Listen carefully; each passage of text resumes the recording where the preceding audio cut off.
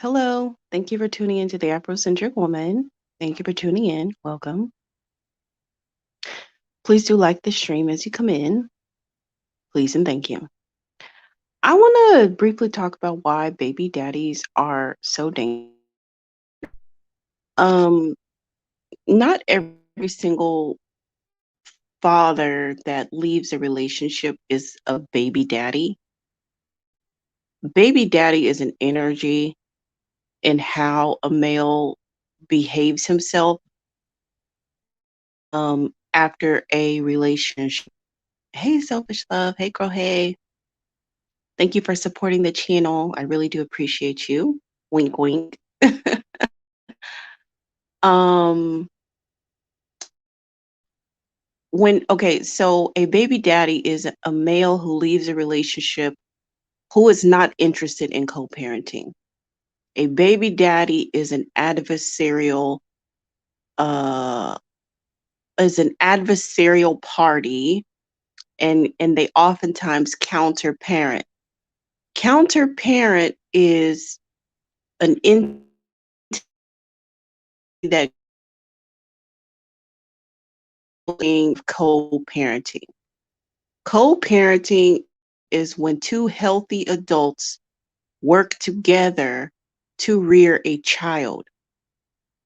Two healthy adults are able to put aside their differences. They're able to put aside the fact that the romantic or intimate aspect of the relationship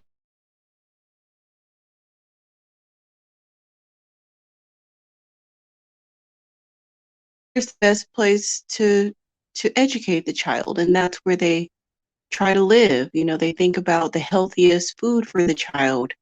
They think about the healthiest extracurricular activities that's going to enrich the child. And they collaborate with one another to make all those things possible. They also collaborate on discipline and structure for the child.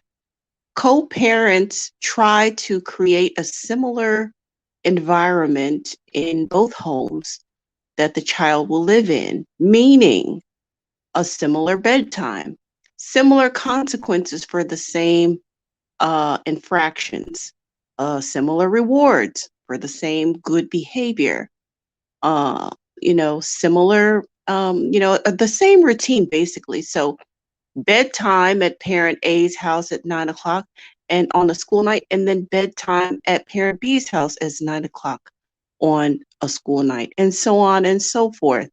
And the co-parents are two healthy adults that both attend parent-teacher events. They both pick up the child, drop off the child. They are both aware of the child's friends, their teacher, their favorite color, what they have going on in school. Um, they have similar provisions at both house, meaning if the child has their own room at one house and they have their own room at the other house, or leave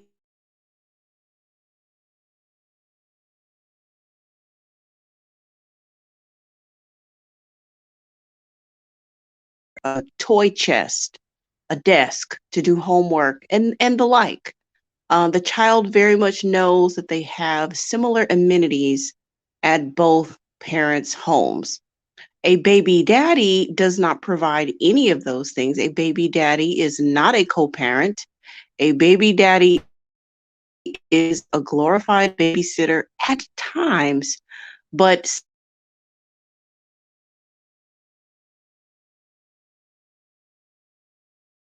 to be even considered a babysitter. Um, and that's just the truth of the matter. So a male gets to decide, what he wants to be at the conclusion of a relationship or the end of a marriage, post divorce, post custody hearings, and whatnot. Does he want to be a baby daddy, or does he want to be a co parenting father? That is an active choice that he gets to make. Okay. Now, baby daddies are often the ones who are bitter. They're angry that they no longer have control over the woman. Hold on, y'all. Hold on.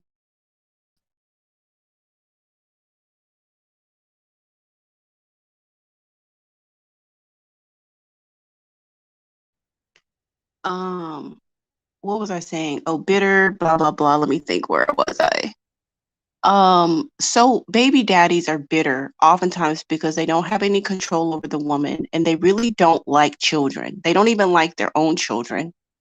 They hate their children many times. And this is a really, really tough pill for Black women to swallow. And I've been talking about this on the channel for since I started. So there's no new information that has brought me to that conclusion. I have realized that, I've recognized that over time that they do not like children. They do not love their children, and many times they hate their children. Um, when they don't have access to the woman, they can become very unhinged, and they can act out in very violent and vile and evil ways. Now, one of the reasons why these baby daddies are so dangerous is because the more poverty minded they are, or the more like the less resources they have, sometimes their meal ticket in life is their baby mama, who they would consider the baby mama. And again, and the same thing goes for the woman. The woman can decide to be a baby mama, or the woman can decide to be a woman who's parenting alone. It's really her choice.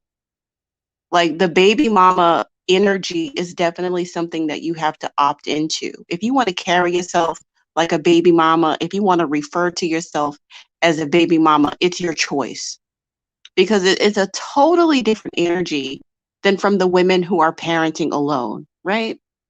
It's very different. It's very night and day, because baby mama is the one who has the revolving door that goes back and forth with the baby daddy and cussing the baby daddy out and putting all types of stuff on social media and acting a fool and, acting up at the damn Chuck E. Cheese, because it's just a mess. It's really like a hot ghetto mess, when people opt into that. But let's say she's just a regular schmegular woman and he thinks of her as a baby mama.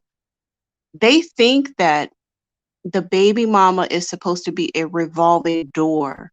Like, if I'm not in a relationship, if I'm in a relationship and it doesn't work out, I revert back to my baby mama. If I'm in between victims, I go back to my baby mama.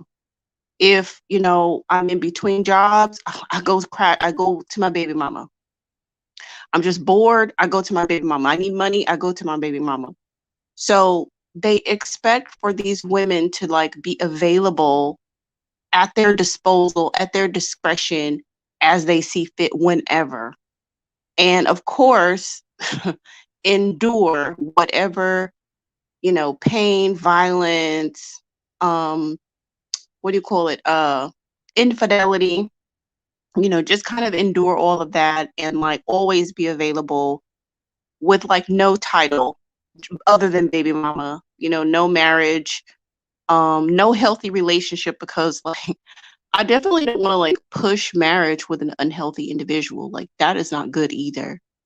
What about the quality of the relationship? The quality of the relationship matters.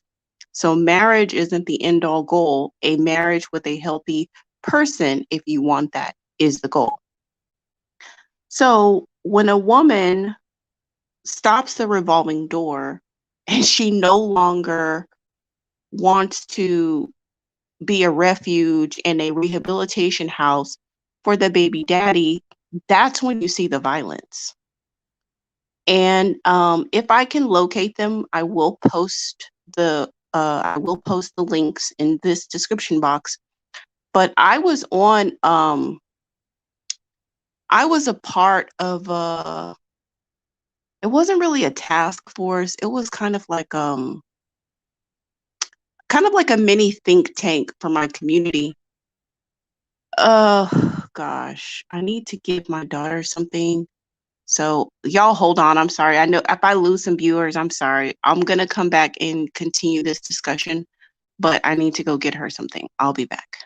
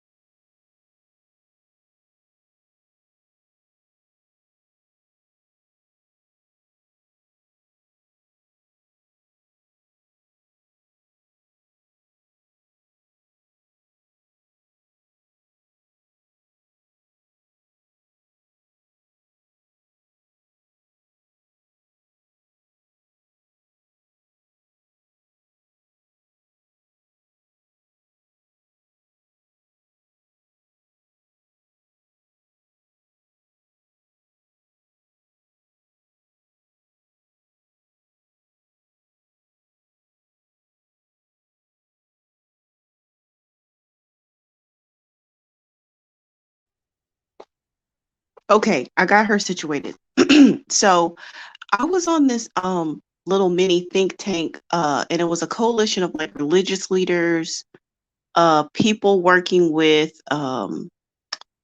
new parents, pregnant women, and social workers, and uh, law enforcement. I think was there, and and the the whole impetus was like what I learned during this thing was that actually violence against women increases when women get pregnant.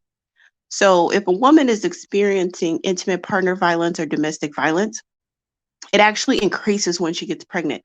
And at the time, I was really blown away by this statistic. And I don't know if it varies by region, or if this is a national trend. I want to say it's a national trend. But I was really blown away by this. I really, really was, because you would think, and I think that most normal human beings would think that pregnancy is this sacred, oh my gosh, I'm so happy, your higher self type of thing kind of kicks in. For example, like there's a lot of women who smoke and they just stop smoking cold turkey when they get pregnant, or even drug addicts who just, not all drug addicts, some people continue to use or still struggle while pregnant, but there is a large percentage of women who stop doing certain drugs cold turkey when they get pregnant because they've never been able to do it for themselves, but there's just something about, the greater good of the child that just motivates them to just do the right thing.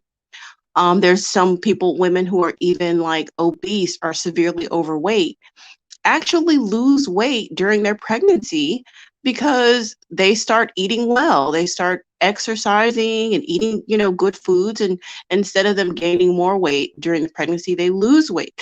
So, you see those kinds of trends on the mother side, but when the father has the propensity to violence and control, then they actually become worse. Now, when I found this out, uh during this task force, I wasn't really aware of narcissism. I didn't really put two and two together, but um I remember asking the coordinator, like, why aren't the substance abuse people here? I just don't understand why they're not here, because a lot of the violence that's happening to these women, these guys are under the influence. So this is a coalition. I just don't understand why there's nobody representing substance abuse. There's like no rehab people here. There's no drug counselors. I'm really like, where is the loop? You're like, where's the loop?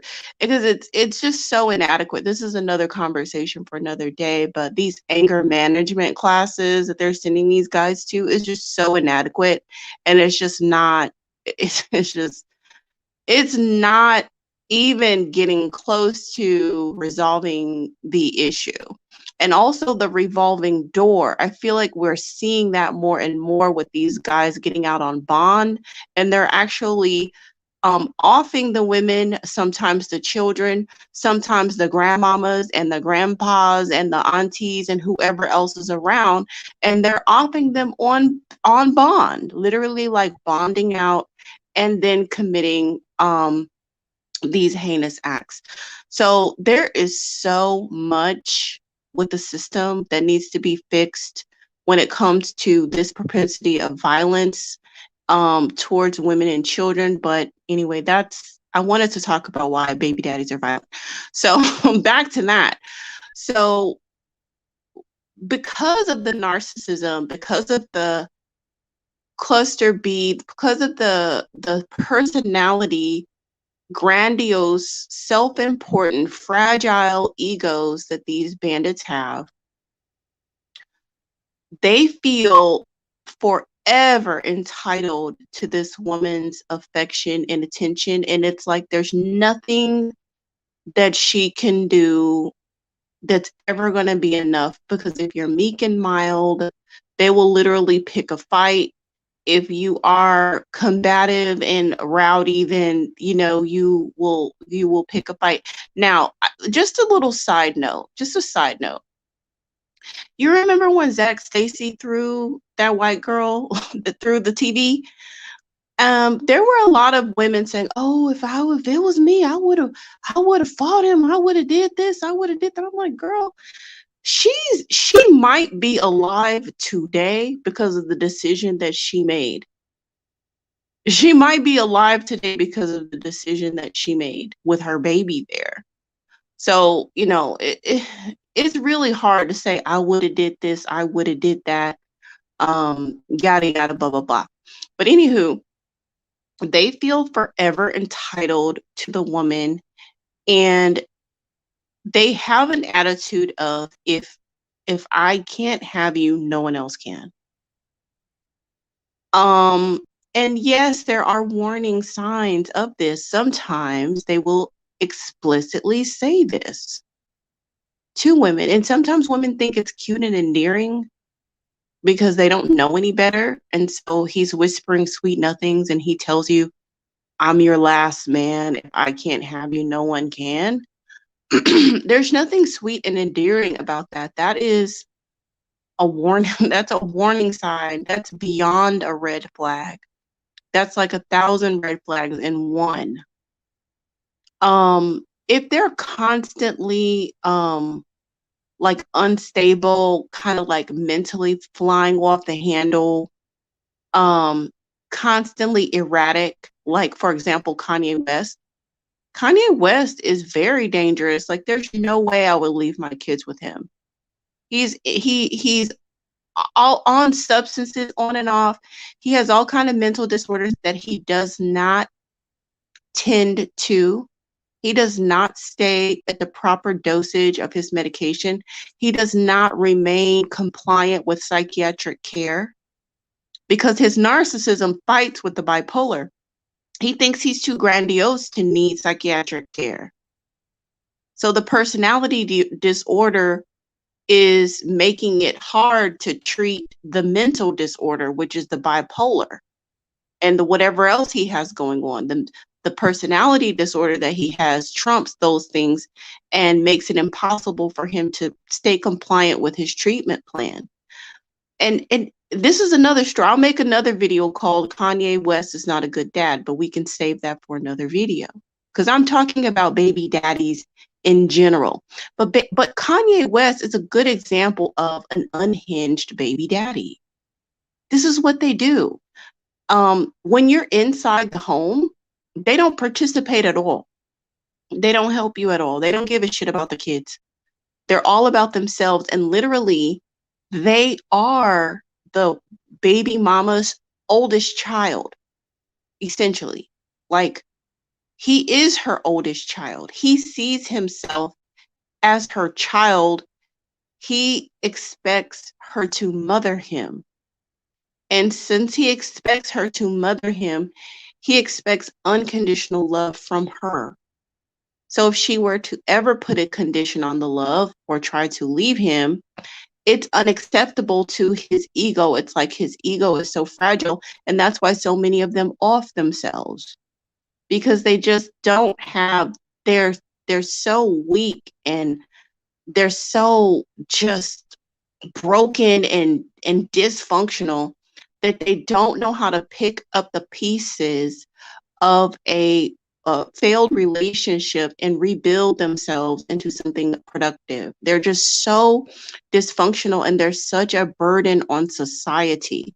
And they're a burden on that baby mama and those children as well, and a huge liability.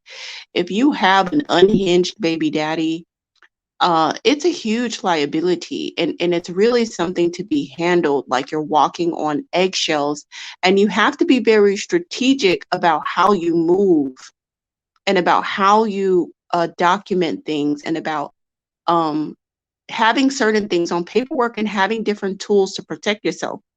A restraining order at the end of the day does not protect you. A restraining order does not protect you.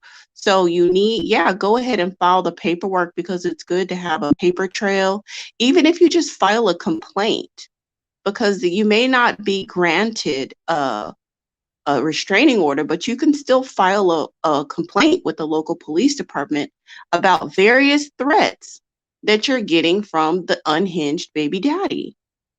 Um, and then also have tools to protect yourself and make sure that this person does not know your routine.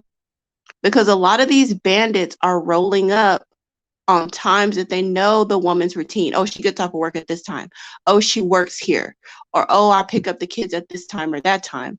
And that's how they're catching them. That's how they're catching the women, because they know their routine. There's been so many times I talk to Black women. I feel like Black women go above and beyond to try to show the world that they're a good baby mama. Like, you can call her, like, for example, there's a Black woman, your average baby mama, and she, let's say she drops her kids off at her cousin's house, who she knows damn well her uncle's a pedophile. And someone criticizes her for doing that. Like, why you take that baby over there? You know he touch on kids. She won't even feel that bad about that. She'll be like, oh, well, whatever. She'll just blow that off. But if you call that same woman like, oh, you're a bad baby mama, you keeping your baby from the baby daddy, she will be devastated by that criticism.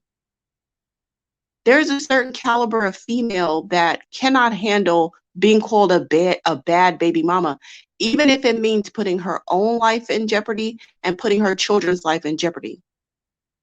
I've seen so many women defy their own common sense. They shut down their intuition, they shut off their common sense, and they do what it takes to please the dysfunctional ass people in the Black community so that they can pat her on the head and say she's a good baby mama.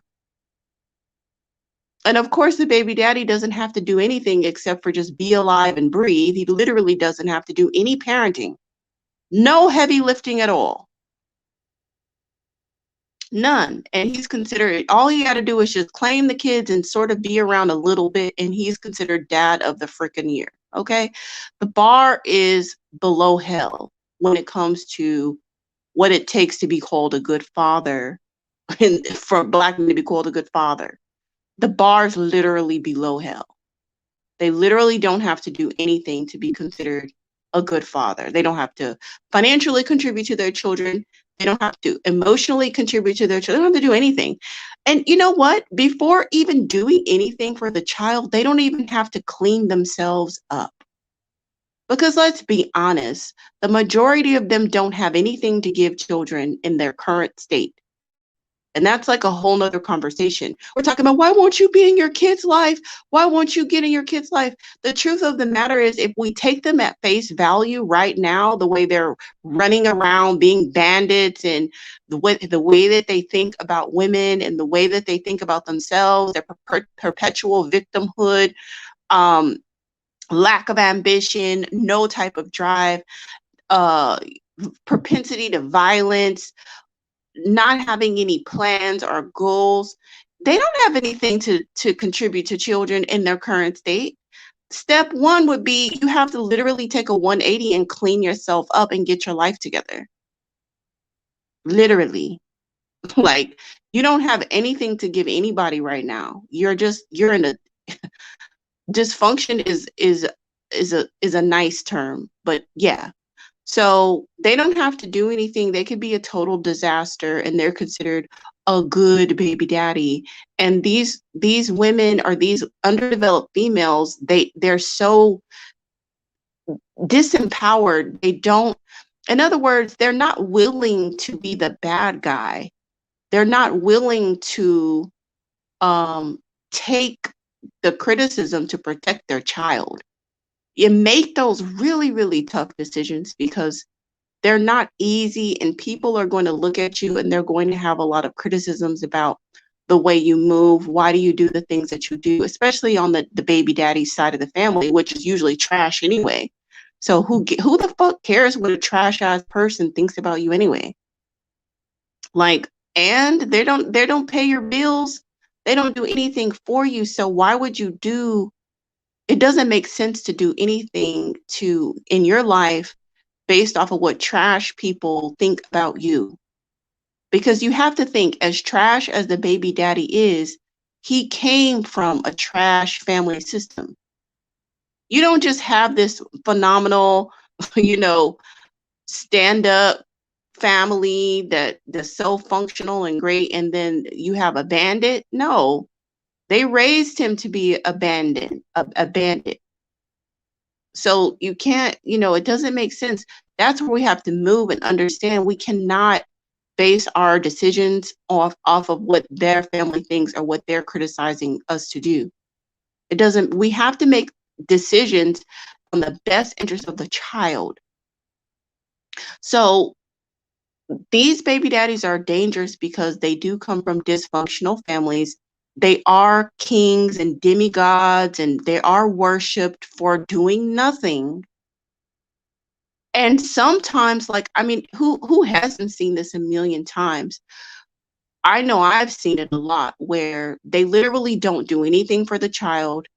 And then, like, let's say they get the child, like, they hadn't seen the child in 3 or 4 months. They finally get them. They take them to the mall. I don't think people really do that. But back in the day, they used to take them to the mall, buy them some Jordans, and if the baby was in a stroller, they push the baby around with the Jordans on, show their friends, and then drop the baby back off with the mom and them.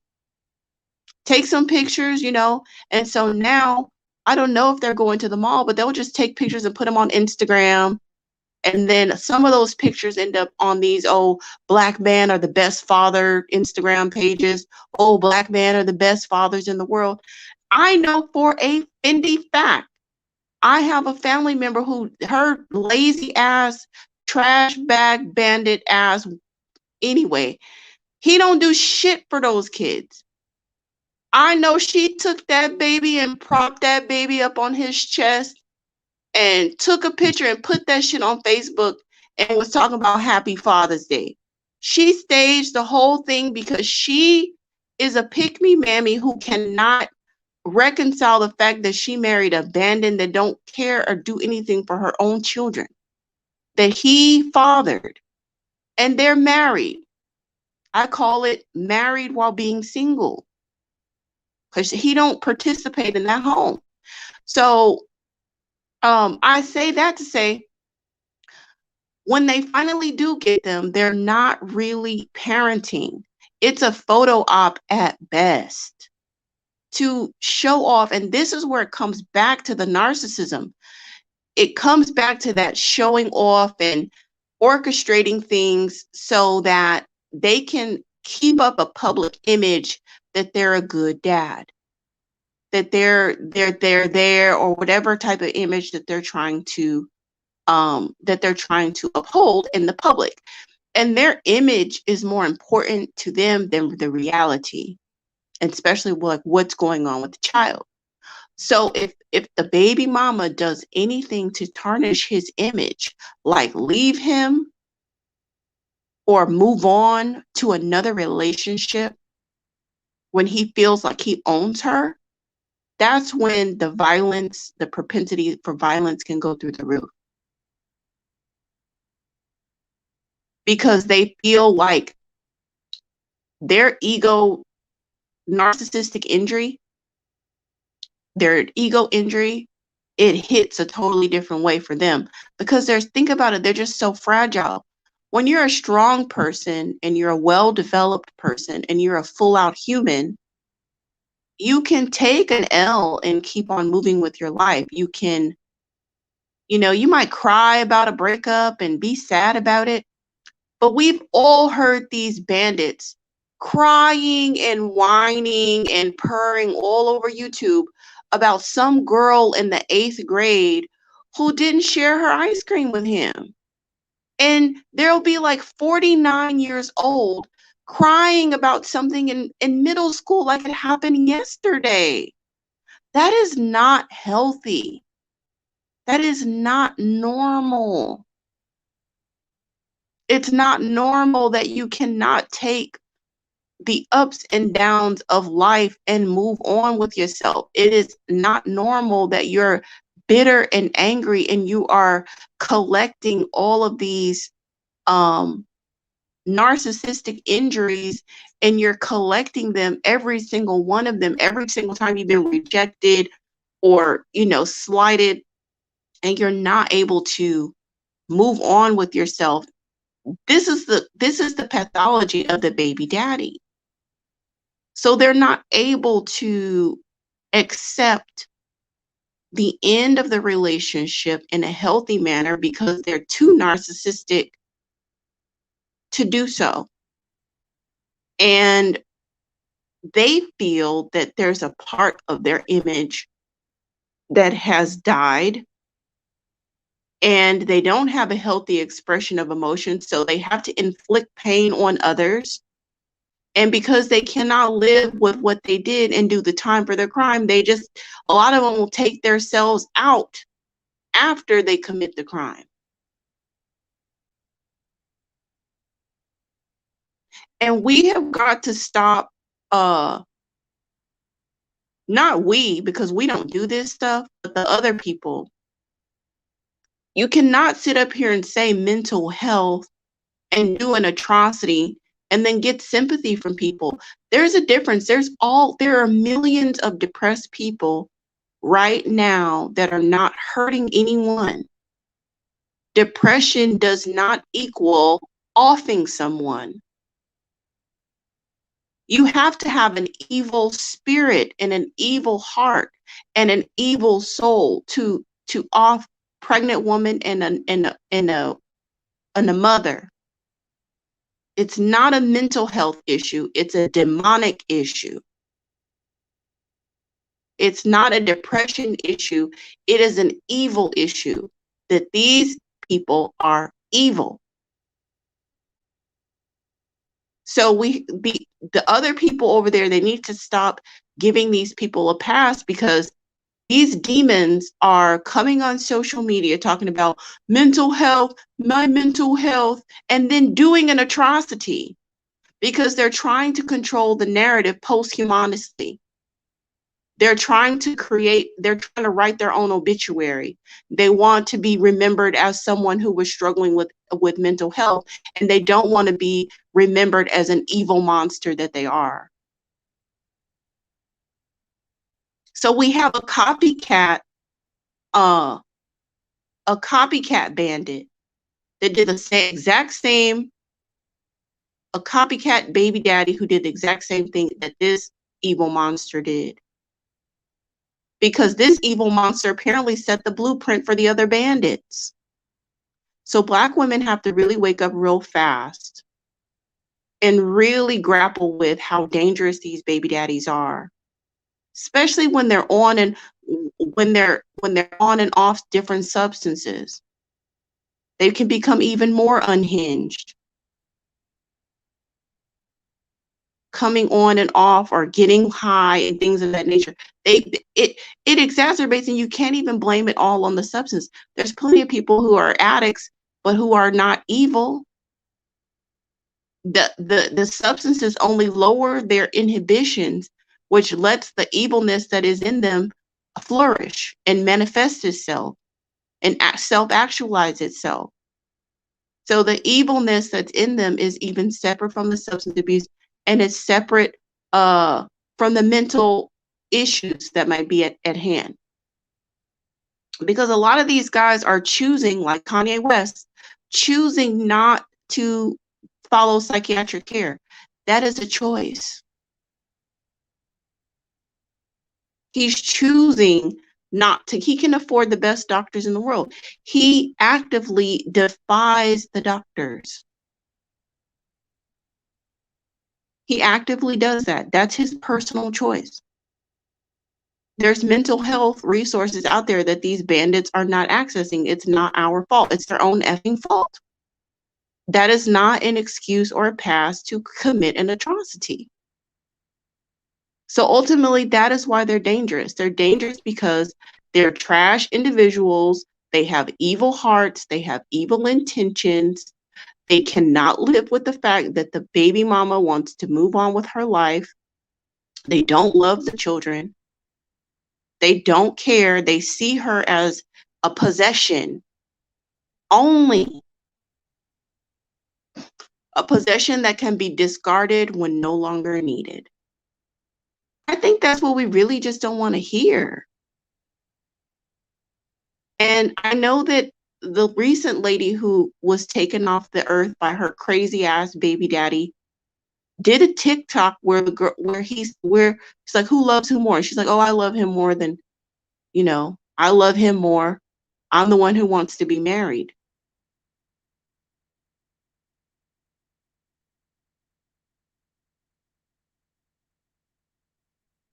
We have to get to a point where that's not okay. We have to get to a point where that's not okay. It's not okay to be in a relationship where he don't love you. He should love you more.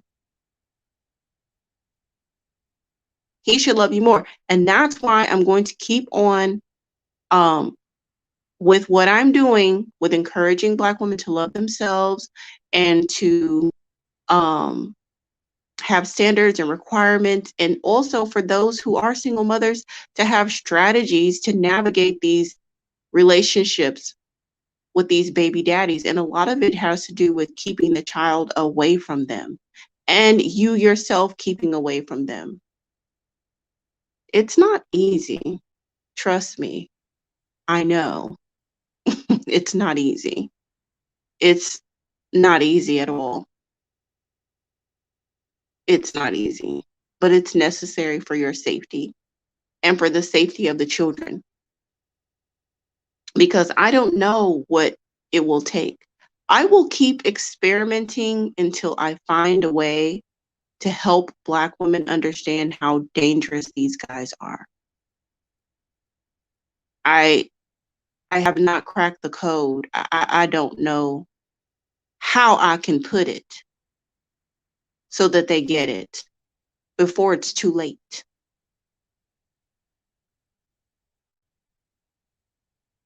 But I'll keep trying.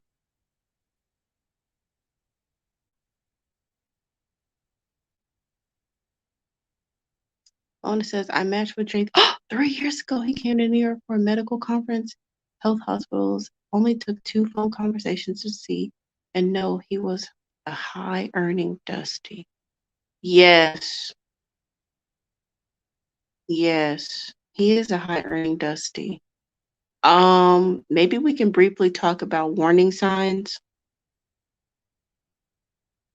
Maybe we can briefly talk about warning signs because I think that that's what Black women definitely need to know.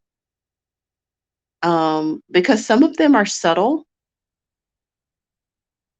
some of them are blatant, but some of them are subtle. Um, I met a bandit a while ago, and I ended up looking him up, and he ended up having a domestic violence charge on him.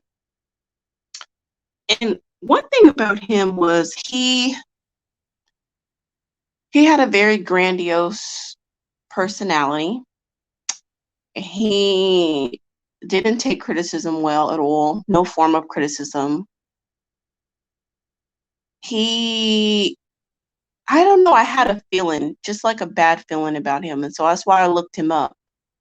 And actually, well, I found out he lied about his age. And it was so peculiar because it was only like 3 years that he lied about. So for me, it was such an unnecessary lie. So once I uncovered that lie, I looked him up in the county and I saw he had a domestic violence charge. And then everything started to unravel. Now, I never told him that I knew these things because you never want to show your hand to a bandit. And that's something that I've taught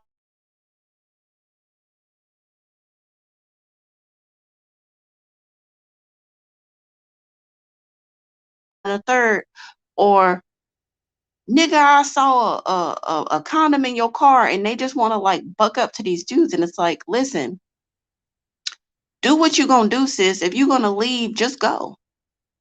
Just go. I mean, you confronting a bandit could be that like your last, like it's not worth it.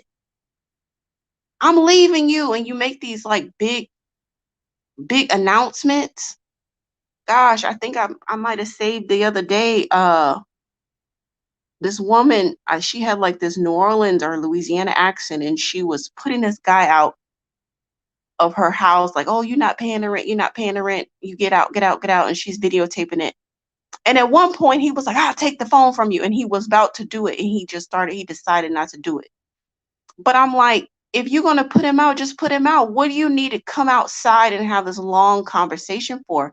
Like, like that's the difference between a woman and a female. And you need to decide which one you want to be. Because females buck up to bandits and enter into a toxic ghetto argument that could end your life. Women don't have to do that. Woman gonna do what she gonna do. If you gonna put him out, put him out. Invite your brother and them over there and have some food and some wings and some pizza, and you be in there with your brothers and your uncles chilling. And if he want to pop off, then you got folks over there that can handle the situation. Hopefully he'll get his stuff and just go. Or if he there and he not moving the stuff and he banging on the door, find me. Call the police. Call the police.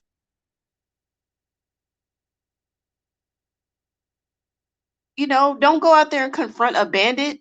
If you're gonna kick him out, then kick him out. Move on. You don't need, this is the thing. You don't need validation, and you don't need closure. Closure can cost you your life. Seeking closure can literally cost you your life. And it's not worth it.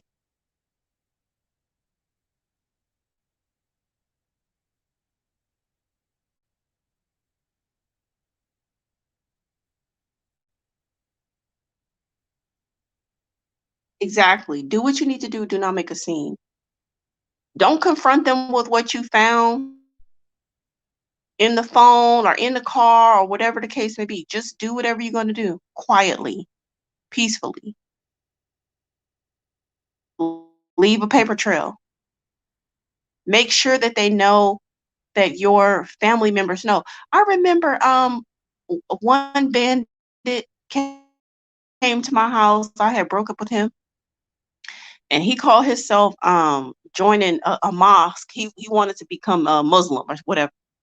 And he came to my house with this Muslim garb on and this Muslim guy in the car, and he banging on the door, banging on the window. I text him. I was like, my brother and them on their way over here. I said, my brother and my cousins on their way over here. You can talk to them. And he left because he knew I'm like, I'm not meant to do this with you. Okay? Like, when I said it was over, it's over. And if you still want to have a conversation, you could talk to my brother and my cousin Nim. And Nim is the people that you really need to be scared of. You really need to be scared in Nim, in Nim. Okay? So when someone cannot accept the end of the relationship, that's a red flag. It says, I'm learning the hard way that confrontation with a dusty does absolutely nothing. The power trip goes down quickly. Yes. The thing about these personality types of these bandits is they love triggering you. Ooh, they love it. Ooh, they love it. They love it. They don't care if you're angry or if you're happy, if you're into them or if you're not. It's the emotion that gets them off. The ability to control your emotions gets them off. So if they can make you angry, if they can make you jealous, or just pull you into toxicity, for them, they feel like it's a win. They feel like it's a win.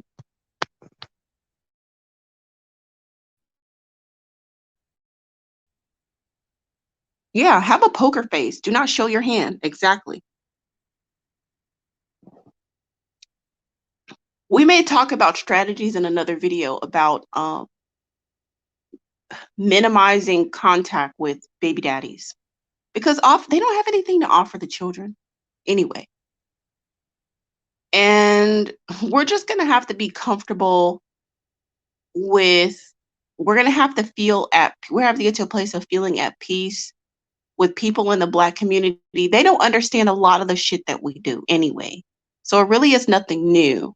But they also are not gonna understand why we choose to shield our children from certain influences, including their own biological father, because he's trash.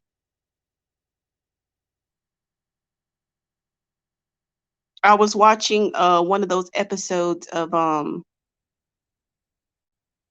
what is it? Not For Your Man. What's the other one that used to come on TV one? I don't remember it. Fatal Attract, I don't know. But it was the same scenario. The bandit stalked this woman at the daycare, and I he offed her at the daycare, literally offed her at the daycare. So that was years ago. So this is unfortunately a rising trend. And we have to like really get sober and really get our ish together quickly. Quickly, quickly, quickly. Time is of the essence. Fatal Attraction. Okay. Yeah. A bandit did that several years ago. I think I may have bookmarked it. I'll see if I can find it. But yeah, stalked this woman, didn't want to let her go. She was trying to move on. She was, bettering herself. And another thing that triggers these baby daddies that makes them so that makes them so unhinged and evil, when the woman is trying to better herself, that is deeply, deeply triggering to them. So this recent young woman was a nursing student that was off by her evil baby daddy. And the other women who were accomplished in their own rights and moving up in their careers, and this one took him out. And then the other woman that I was talking about, that whose baby daddy stalked her at the daycare, she was in school trying to get herself out of poverty. And this is how demented these bandits are. Like I told you, I think I call them family annihilators. Like, not only do they want to live in squalor, but the sheer fact of you trying to better yourself, it just is so intolerable to them. And this is why they hate the fact that Black women are like the most educated. They're not proud at all. They're not proud at all of Black women's educational achievements. They're not like, oh, look, my counterpart is so educated. I'm so proud of her. They look down on it. They hate the fact that Black women are educated. And they found every type of way to make it a bad thing. Like, oh, you have student debt. Oh, now, no one's you can't find anybody qualified at your level, or nobody cares about your education. It doesn't matter. So this woman who was recently off was trying to better herself, trying to become a nurse, trying to put herself in position to provide a better life for her child, that her baby daddy wasn't even helping, wasn't financially contributing anything. And it's like, not only do am I not going to do anything with my life, but I'm going to off you if you even dare try to get out of poverty. You better get back in this ditch with me and live in squalor. You better get down in this gutter. Where the F do you think you're going? You better get your ass back in this gutter with me and slum as the underling of society. How dare you try to educate yourself?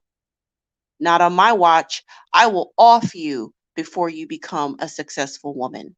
I'll take you out. I know it sounds quite extreme, but this is not a unique thought process. This is a thought process that is prevalent in the collective of bandits. And that is why they're so dangerous. They're more dangerous than the average boyfriend because many of them impregnated the woman with the intention of keeping her in bondage. Do you hear me? These bandits don't think about family creation. They think about anchoring the woman down and taking her off the market. And in their mind, now other men don't think like this. Trust me, I've talked to the whole Rainbow Coalition of Internet. I've talked to the whole United Nation of Men. Okay. I've been around the world and yeah. I've done it all. And I can tell you that this thought process is unique to them. In their minds, they think that children will diminish you. Nobody will want you. You'll be undesirable. Da da da da da da. So these bandits think in their mind, let me impregnate her so that way she won't have any options in life. I'll always have access to her. That's their plan. For many of them, that was literally their plan. And so when it doesn't work out as they thought, when she's not a readily available rehabilitation center, couch, mama, cook, nurse, chauffeur, financier, and all the like. When she does not participate with his major plan, that's when he goes off the deep end and offs her because he can't possibly live with the fact that his plan has been thwarted.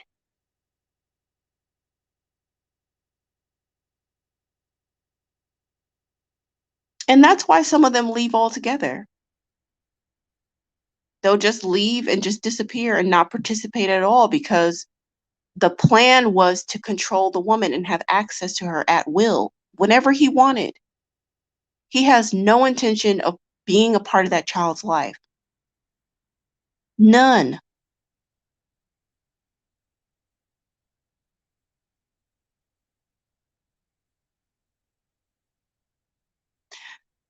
On a side note, I remember when I was younger. This was deeply devastating to me to watch my father. Did I call him a father? That's funny. That is not true. He's my biological father. He he would be kind of participating a little bit in his girlfriend's kid's life. And it made me feel so many things: insignificant, unimportant, unloved. I felt confused. I felt unlovable. I felt like when I saw what I thought was him fathering other children and not didn't give a shit about me, the message that I took away was that I'm not lovable. He has the ability to love children. He just don't love me. I'm unlovable. That's the message that my little 8-year-old brain, that's what my 8-year-old brain understood at the time. Now that I'm an adult who understands that he's a psychopath and a bandit, you know, these bandits do whatever they have to do to keep a roof over their head. So if that means throwing a football with their girlfriend's kid, they'll do it. They're fucking bandits that live off of women. Like they'll just kind of do what they have to do. They'll play the part wherever they are to get to the next step. You know what I'm saying? It's not genuine. Like he has access to that woman. He has some level of control over her life. And to keep his situation going, if he has to pay a little bit of attention to her kids, he'll do it. It has nothing to do with the children. It has nothing to do with reverence for children or love or caring or fatherly instinct. It doesn't. It's just using a means to get to an end. It's just a tool to keep his life, keep the trains on the track, as Dr. Romney would say. keep the trains on the track. So I had to kind of go back and do a lot of like, reprocessing those things because those are the stories that children tell themselves to try to make sense of their environment and why things are playing out the way they're playing. So that's why a lot of times these bandits will either abandon or do something crazy because it's not about the children. They do not like children. They do not love children. They do not love themselves. It's about comfort and convenience. And it's about keeping the trains on the track and doing whatever they have to do to keep their gravy train flowing.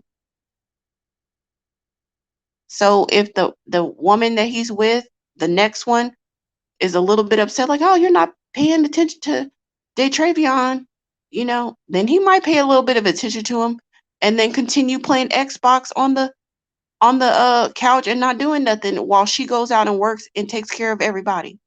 You see what I'm saying?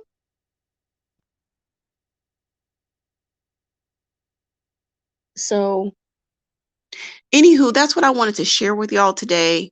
We have a lot more to talk about, and I do want to talk about the Kanye West situation separately from this. Uh, and then we do need to talk about additional strategies to minimize